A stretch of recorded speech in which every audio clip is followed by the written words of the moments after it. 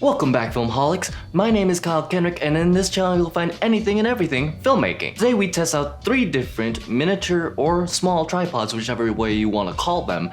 But we test 3 of them that I bought on Amazon that I thought would be the best. One of them was the best seller, one of them is most common, and the other one is the one I use all the time. But before you do, go ahead and like and subscribe all over in this side, and make sure you hit that notification bell just so that we can get this whole connection closer. Now, I'm gonna stop being stupid and actually get to the review. So before we do, let's list out the 3 different tripods I'm gonna be using in this video. First one's going to be the UB size phone tripod, and then the next one's the Manfrotto tripod. It's called the Pixie, and you'll probably see it in a lot of different reviews as well. And then the last one's the Kingjoy KT-50. So the first one I'm going to review is the one that you see in all of my videos most of the time whenever I'm vlogging, which is the Kingjoy KT-50. This is it right over here. Hopefully it focuses. Perfect. So the features of this is that it's the smallest form factor, so if you're looking for something super small and mobile and something that fits in your pocket, this is probably the best one. It also has a ball joint thing.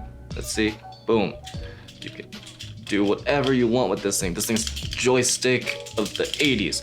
But it is also full metal, so you know it's durable. And the last feature about this one is the fact that it's lowest to the ground. It has the lowest form when you stretch out all the arms, as you can see right over here. Second up is the Manfrotto Pixie. This one is the second smallest one out of the 3. It's a little bit bulky in the hand-wise, but it is technically the second smallest one.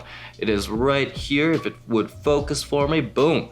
It also has the ball joint hinge, but it has an easier ball hinge. As you can see, the way that you activate it is if you press this button right here, you can then move this anywhere. With the weight of the camera, you can easily change and adjust whatever footage you want it to be.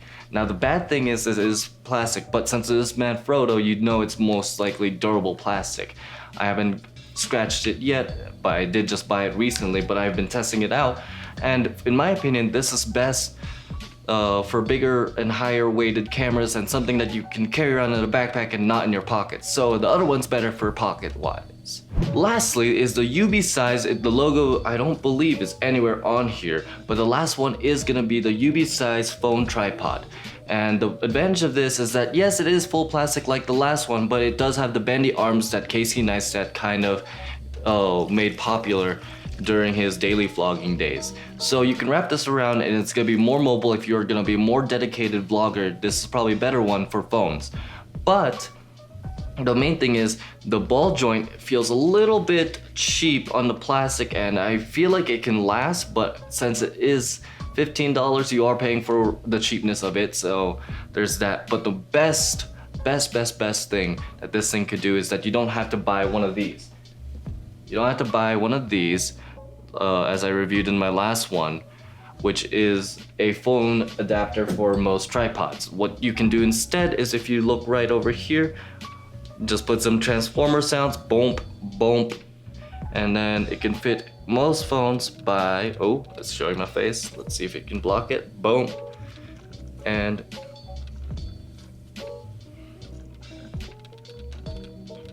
see, there you go. So it can fit most phones, so that's technically cheaper since you don't have to buy 2 different things to do it. No, the only defect about that one is that it doesn't have a hot shoe mount. So if you're just beginning, if you're just starting out, if you just want to become a beginner phone vlogger on YouTube, then that's probably the best one if you're not gonna buy a mic instantly.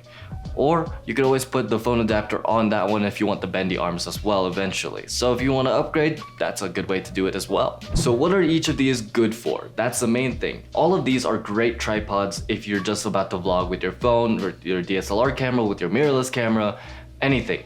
GoPros maybe, but they have their own kit, which is also pretty good. That's for a different video though. So let's start out with what I started with in the beginning, where it is the Kingjoy KT-50. Now that one is for mobility, for durability. It's also for ground shots. It's really good. Say you're a dancer and you want to do some dance videos and you want to start from the ground instead of all the way up. Instead of bringing like a big tripod, you could use that. And for who this tripod is for, that has to be for occasional vloggers. For example, like me, I don't always vlog in my channel, but if I do, that is most likely what I'm going to be using since it's the one that fits in my pocket. It's the one that just doesn't have a high footprint. I can bring it around anywhere, and occasionally if I do want to vlog, I could just have it with me all the time. Now for the Manfrotto Pixie. This one is for easy of use and like versatility. It's second in place between all three of them in my opinion, but the whole fact that you could press a button and change the pivot almost immediately whenever you want allows you to be able to use it with any camera and have it easy of use and easy in hand. It is really bulky, which I do personally prefer because I have really big hands. Like, do you see these fingers? These things are huge. So I like using it just to have that I have extra stability, so whenever I'm doing B-roll on my phone and I don't have my gimbal on me, I could use that instead. Now the main thing though that I believe that this tripod is for is honestly it's for DSLR or mirrorless cameras. Yes, you could get the Joby, which is very similar to what Casey Neistat got,